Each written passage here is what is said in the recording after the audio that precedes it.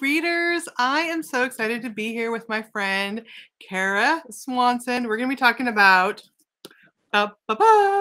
Shadow. It's an award-winning book, which we'll be talking about that in a second. And we talked about this last time. We'll probably talk about both of them. But Kara, before I start talking about the books, why don't you just tell us a little bit about yourself? And there's been some changes since the last time that we talked. Yeah, my last name is different. Well, personally, it's still the same. For my your author name is still the same. Yes, yeah. Hi guys. Yeah, so my name is Kara Swason, and I write books for young adults that can be enjoyed by anybody. So I mainly write young adult fantasy, and so yeah, I love to write stories that grapple with a lot of themes of just like finding light in the darkness, identity, hope, what it means to grow and change, and just dealing with life transitions and those types of things. And speaking of life transitions, I got married. I think we've been married for like 3.5 months now. Got married in June. And yeah, so my new last name in my personal life is Matsumoto. You get your little ring on your finger. Yes.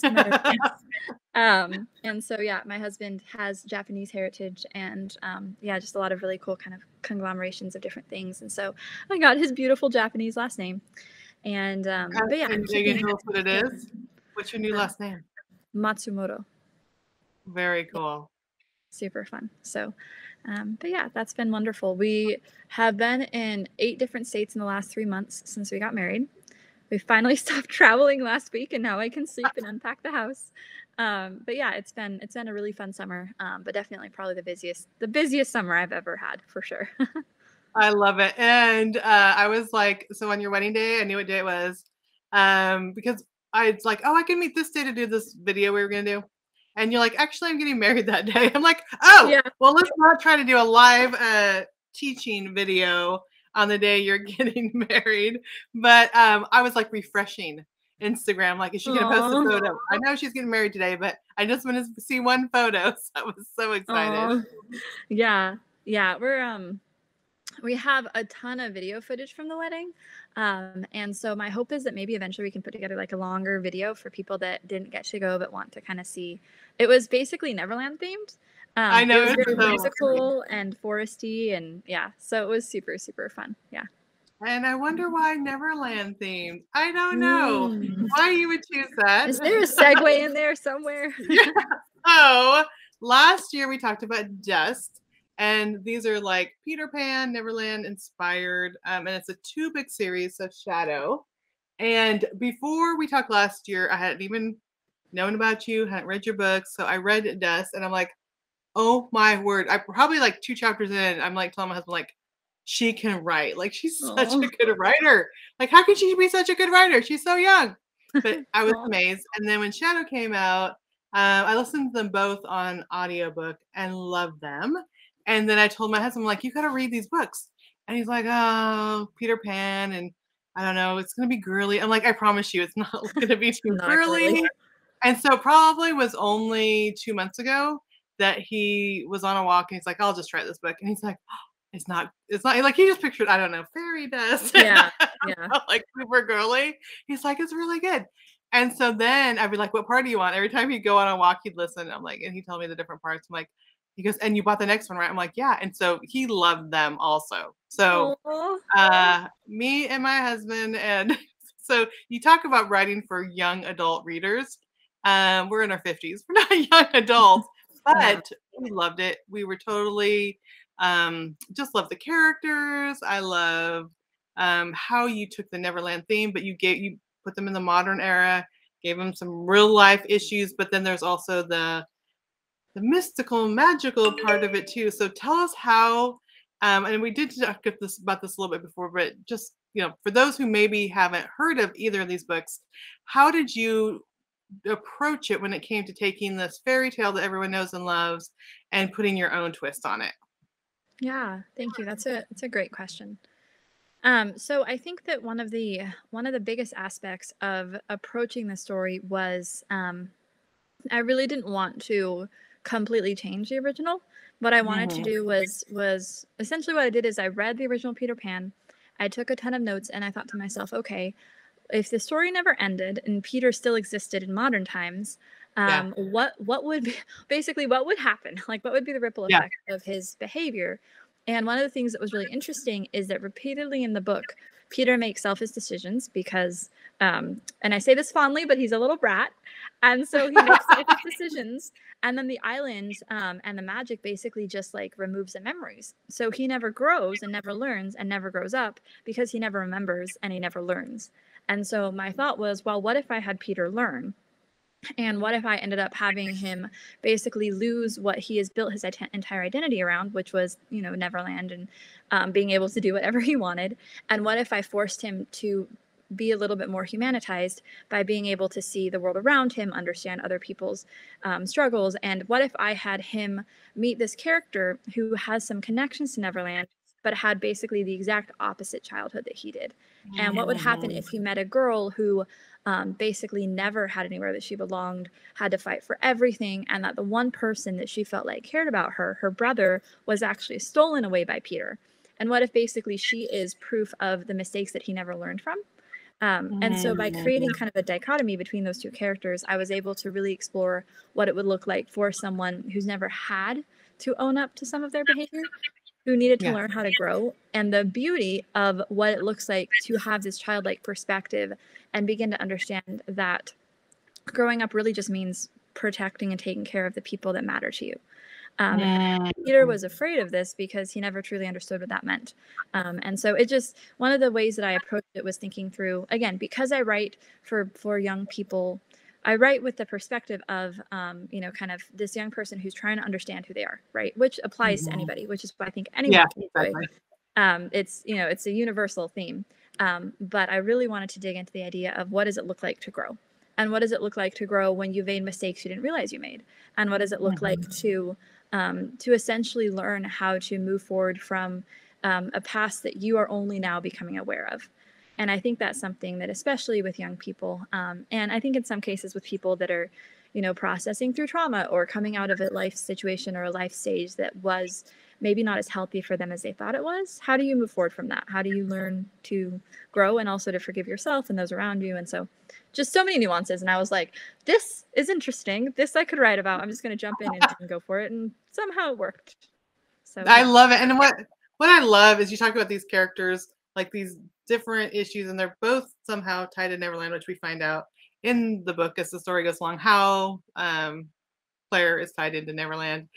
But the interesting thing is, like, both of them like have ideas of what their past was, Mm-hmm. but then as the books go on, it reveals like it's different than they even thought. Like there's so many different things that they thought this is how it happened. These are things that happen one way, and then as things go along, you realize that it's a different take on it. And as you grow and mature, you see things differently. And Yeah. we mentioned this last time, but we've adopted kids from foster care, and you know there's trauma, there's all these things, but when you are young, you don't understand what's going on. You may think I'm at fault.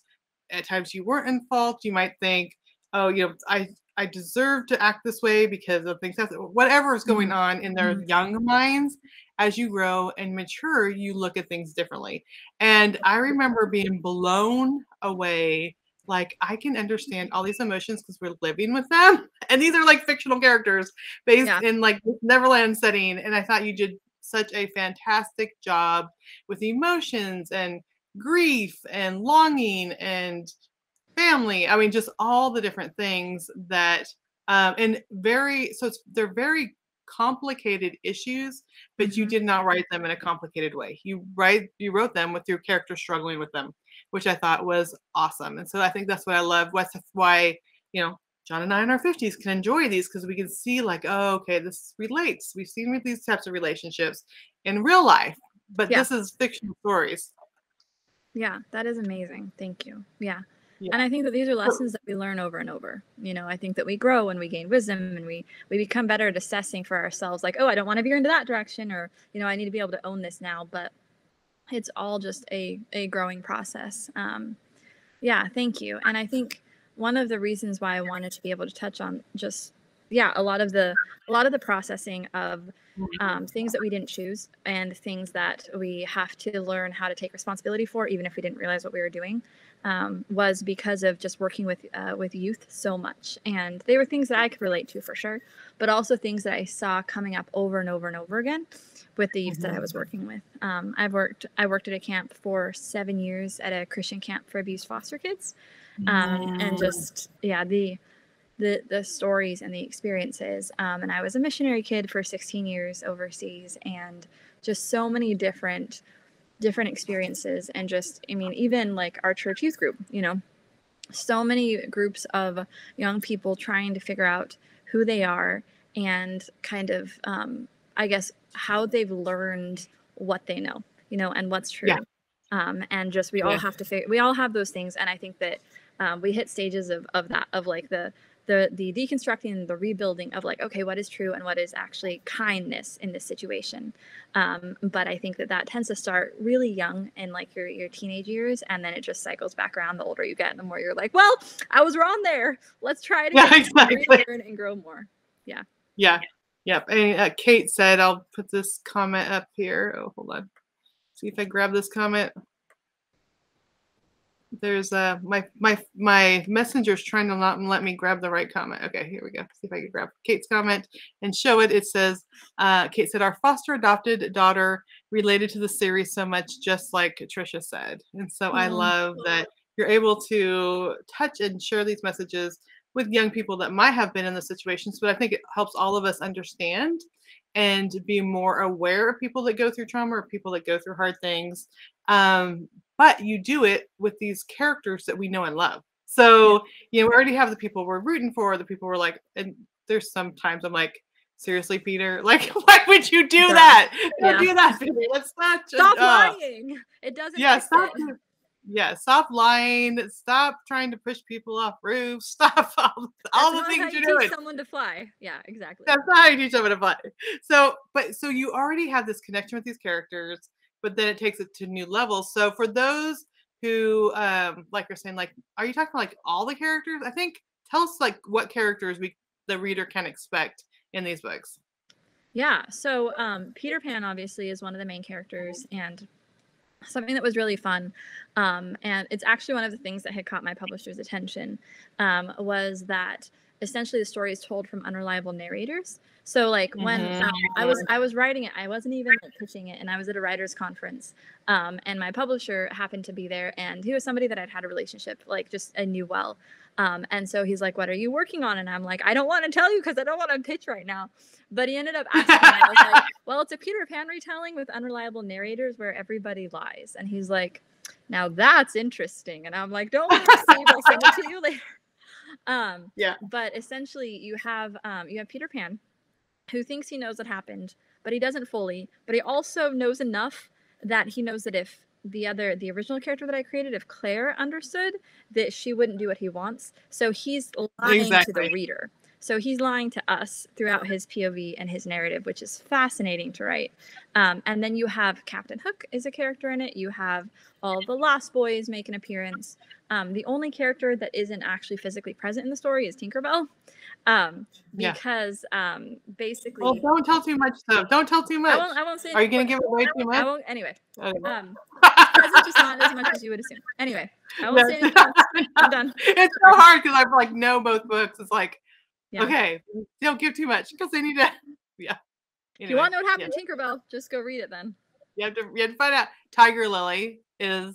Yes, also. Amazing. Yeah, she's another one of the main characters. Yeah, so she was probably like teal streaks in her hair and like wears leather, and she's I love amazing. Her.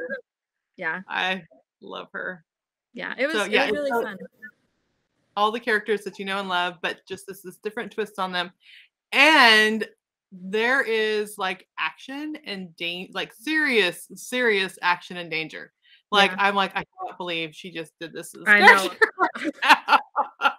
Especially book 2, it definitely does. Yeah, book 2, I'm like, she's not holding back any punches. No, like worst case scenarios, let's just say yes. Yeah.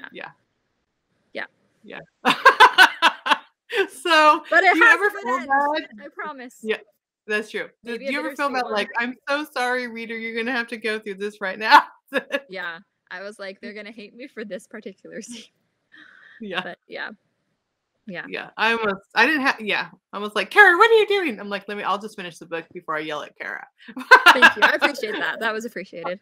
Yeah. Yeah, so, yeah, and it's so funny because, I would always ask my husband, like, "What part are you in?" And he's like, "In this." I'm like, "Oh, yeah. Hello. I'm sorry. I'm You're sorry for like, you be too." prepared. Be prepared. Julie said, "I just finished this book," and she had exclamation point, so Oh. yay, all these people are loving the book. Okay. So this one, Reader's Choice Award at Realm Makers, which is a speculative fiction conference. And for those who aren't familiar, all the time people are like, "What's speculative fiction?" It's like fantasy, sci-fi, historical fantasy, like I mean, all Yeah. the genres where there's like mystical or magical or otherworldly elements in it, and Yeah. then also the cover. Let's see if I can get it without a glare. But yeah, it's just amazing. Can you see the skull and the ship and the Yeah. which I think did it win or was it nominated for the cover? Did they No, they both both win? won cover. Yeah, they both won cover. Yeah, because Kurt is just amazing. Yeah. Kurt DuPont is the one that did these. So I think it's just they're fascinating. If you love something that's going to get you interested, it's going to make you definitely cheering for the characters because you already know and love these characters. But I could not predict what was going to happen. And I have a hard time when I read because sometimes I'm like, oh, this is going to happen and this is going to happen and then this is going to happen. And, half the time I'm right because, Hmm. as you're someone who builds stories, you know it's going to Yeah. happen. Yeah. Yeah. I could not predict. And I was like, no way. I cannot believe that just happened. Aw. So if you are looking for books that have action, have definite emotional depth, characters that you already love, and then are going to be surprised. These are books that you definitely want to pick up. So, Yeah. yeah. And it makes sense that, I mean, they're so well written because you also teach writing. So, do you want to Yeah, share a for little sure. bit about that for those that might not be familiar with that part of your life too? Yeah. Yeah. So I work full time and I run so I operate in kind of a couple different areas, but I run a conservatory for writers. So I run an online high level education / coaching program where we teach writing, we teach marketing, publishing skills, all those kinds of things, as well as we also teach entrepreneurship, business skills, Mhm. everything that as a writer and as someone who is looking to actually make enough to survive off of is going to need, because the publishing industry just has a lot of Yeah. ups and downs, takes a long time, and um, what we'd found is that it was really difficult, especially for young people that wanted something like a Mhm. college experience, to find anything that was direct, that was clear. And specifically, what we wanted to do was bring in a high level coaching element to kind of teaching how to write and how to pursue publication. And so we offer a lot of coaching and also a lot of like editorial feedback, critique, that kind of thing. So that's the Author Conservatory. That's what I run. And then I am also on staff and one of the main key faculty members for the Young Writers Workshop, which is kind of like it's our partner program. And it is aimed at at a more aspiring writer level. So it's Mhm. aimed a little bit more at young writers that are maybe not at the level where they want to like pursue this as a career and invest all of this into it just yet, but they really want to learn, they want to grow. Trisha's very involved over there as well. She does a lot of Write With Me sessions and just basically we create a community for students to connect with each other, to write together, to offer feedback. And then we also bring in resources. So we have lessons and trainings and opportunities to interact with publishing experts. And it's just basically a really holistic place for students to grow. So that's called the Young Writers Workshop. And that, again, is for aspiring writers just learning to understand how this works, hone their craft, interact with other industry professionals. And then the Author Conservatory is kind of like the step up from that, that is for young people or just students in general that want to pursue writing as a full-time career and are willing to invest in it in kind of the same level they would with like a college career. So Yeah. the conservatory is a 3-year program, and then the Young Writers Workshop is just an ongoing membership that they can join for however long they want. It's so good. And yeah, I'll put the links in the little comments when we're done with this. But I've been interviewed at the Author Conservatory before, and they had the best questions. And then the Young Writers Workshop, which I would say most of the ones online that I interact with, they're probably between ages, what, 13 and 18, do you think? Yeah. The Young Writers Workshop. So Yeah. I've been doing Write With Me sessions where this last month we did Write Like Kara Swason. I don't saw, know if you I knew. couldn't come and I was so sad, but I was like, what? So I picked up a part with some dialogue that was dialogue between Peter and Slightly, which is one of the Lost Boys, and Tiger Lily. And then so we were evaluating like the dialogue and the narration / internal thoughts, because you do a really good job with that. Like, it's not just narration, it's like we feel like they're in our head even though they're not direct thoughts. And it was super fun. But I have been so impressed by these young writers, and I'm just thinking, and I've been at conferences where the editors are like, these young writers are so impressive. And so I can just know that, a couple years from now there's going to be more books out. And so do you have Anna Rose's book there? I don't have it. I have to run upstairs. Yeah. Hold on. Talk for 1 second while I dig this out of the file. So Anna Rose was a student who started off interacting in the Young Writers Workshop, and then has just put in the time and the effort and is just amazing.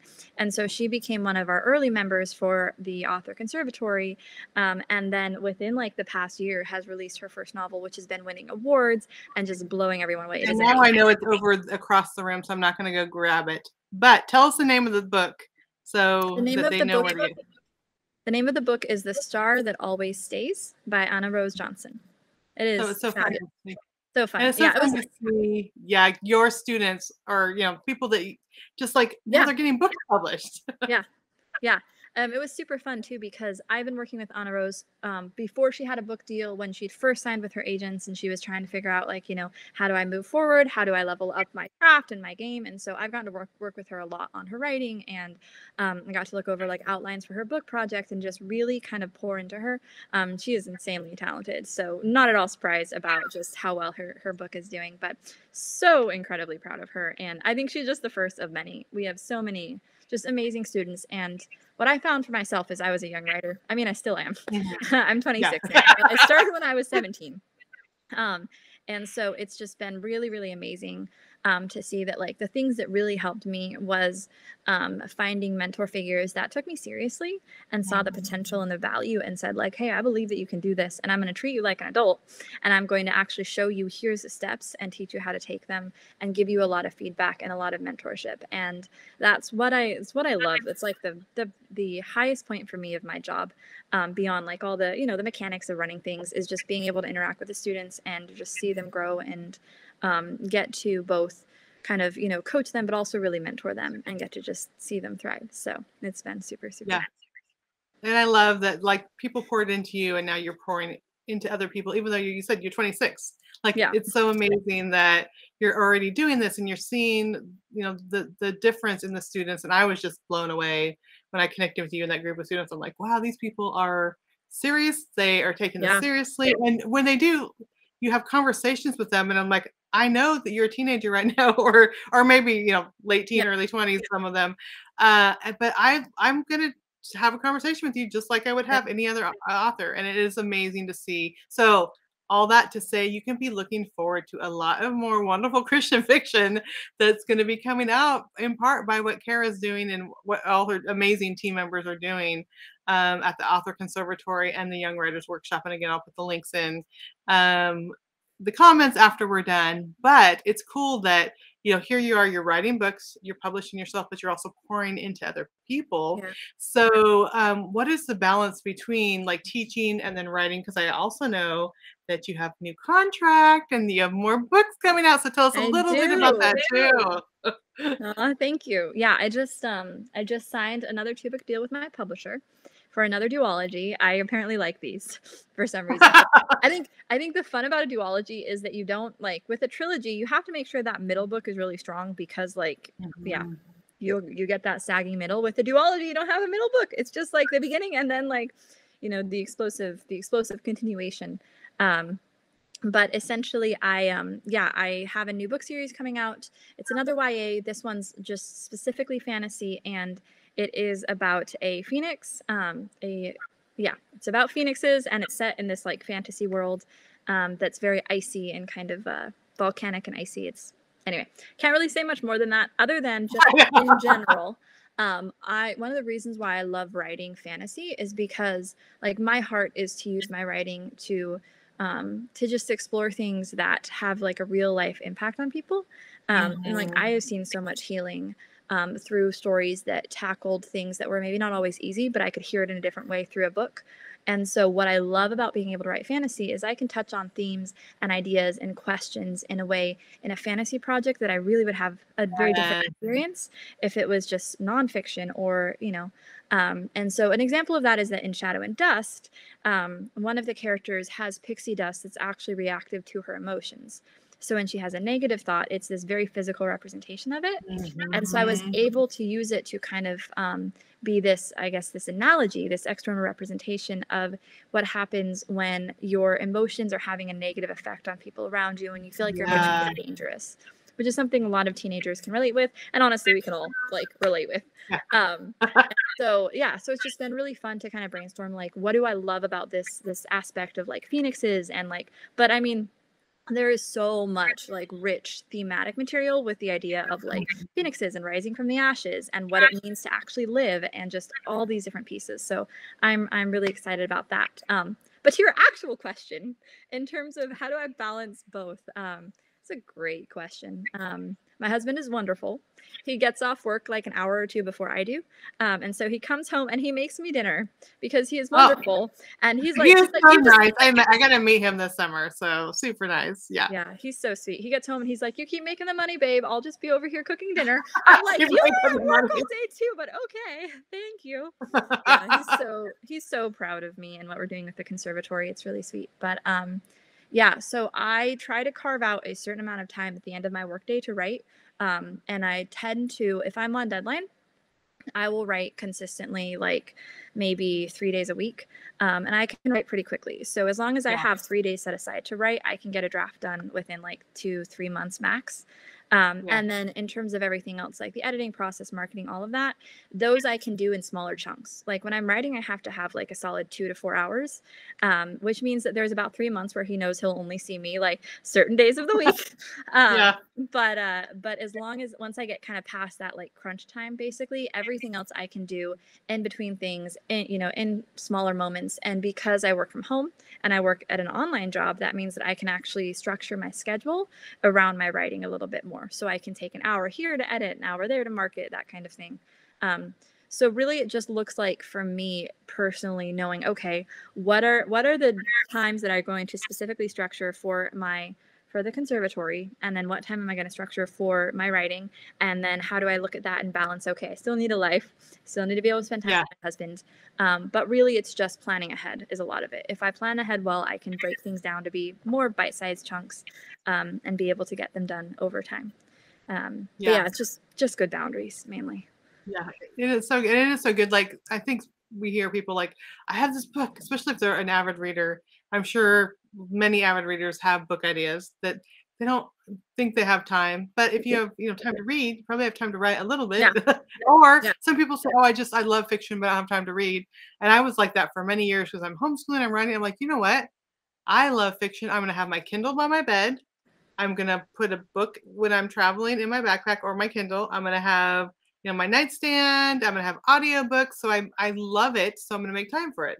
So I probably read a book a week. And people are like, how in the world? I'm like, because I'm making dinner, I'm folding laundry, I'm on an airplane, like all those things add up. And so whether it's you want to write, you have to figure out those boundaries, or if you just want to read and enjoy more books, figure out those boundaries too. And I do feel, your writing is completely different than mine, but I will say, I love the way she used this tangible thing with the dust to represent emotion. So it just makes me think of like, I'm not going to do that exactly in my book, but think about how can I display in different ways emotion or whatever. I think it's such a good thing to be reading and to be loving books out there and just hearing different voices and getting caught up in different stories. So I think it's great. Yeah, absolutely. I think we grow so much through reading. Yeah. So leading to my last question, what book or books have you enjoyed recently in Christian fiction? Yes. So I have 2 recommendations for you guys. One that I read, one that I am going to read, but I know is amazing. So The first one is Waitress by Nadine Brandis. It just came out. I got to read an arc. Fabulous, amazing. That is another YA kind of fantasy, but her fantasy world is so rich. And it's just it's so beautiful. And like the story, the novel reads like it's this timeless fairy tale that you just have never read before. Beautiful, beautiful. So Oh, wow. go read Waitress, the second one, and this is not YA or fantasy, but one of my dear friends, her name is Joanne Bischoff. She writes historical fiction in the Christian world. Yeah, she's also on staff for the conservatory, which was really fun. I got to like bring in all my friends and hire all my friends. But she has a book that came out recently called The Gold in These Hills, which is one of her most recent releases, and I have not been able to finish it yet because of traveling to 8 different states. However, Yeah. I've gotten to start it, and it is amazing. And Joe's writing is just beautiful. So if you have not read any Joanne Bischoff, like, what are you doing? Because they're And I so haven't good. yet, and I met her at Mount Herman, and I have, Yeah. I'm pretty sure I bought many of her books, but it's, again, one of those things, They're I'm like, okay, so yep. good. Lady Yeah. Lionheart is one of my favorites as well. I So know for sure I bought that one because I heard so many yeah, good recommendations for it. so good. Yeah, Yeah. so good. But I yeah, love so that. those are my 2 suggestions. Go read something by Joanne and read something by Nadine if you have not read either of them yet, because they're both And amazing. I bought, she did Romanoff too, didn't she? Yeah. Yes. Romanov, Waitress was amazing, but I think Romanov is still my personal favorite. Just it's based off of the Romanovs, Anastasia, and that whole story, and it has this really interesting. Nadine is fascinating because she does a really good job. She has 2 historical fantasies, and all of her book projects, even Waitress, which is not historical, pulls from a lot of historical like textures and cultures, and so her books all have this very like historical grounded sense to them that's just beautiful. And Romanov is the same, and just really, really clever world building, has like a fantasy and twist to it, but really, really amazing. Oh, cannot wait. For sure, gonna read that. Yes, love it. So good. Well, Kara, where can people go to find more information about you and your books? Oh, awesome. Thank you. Yeah, I'm always on Instagram, Kara Swanson author on Instagram. I also have a website, which is just my name, Kara Swanson. I'm getting new headshots next month, so I'm going to overhaul my website and stuff. So that'll be fun. You guys can see kind of an update eventually. And you can go look on Instagram at her wedding photos too. Yes, which are just amazing. Go look at all my whimsical Peter Pan things on Instagram. But yeah, Instagram. I'm on Facebook too. Not as much as I am on Instagram, but yeah, website, Instagram. Go check out the Author Conservatory. I saw that one of you had mentioned. Yeah. Oh, Kate had talked about her daughter. Yes. Yeah, that would be amazing. Bella would love it, Kate. Definitely go do it. Yeah. The Young Writers Workshop would be a really good place to start. And then if she really kind of loves what she's doing there, the conservatory is definitely more of an investment because it is college level. But it is pretty amazing to see what our students are accomplishing. So I love it. Well, Kara, thank you so much for being here. It's always fun chatting with you. Yeah, thank you, Trisha. You're such a joy.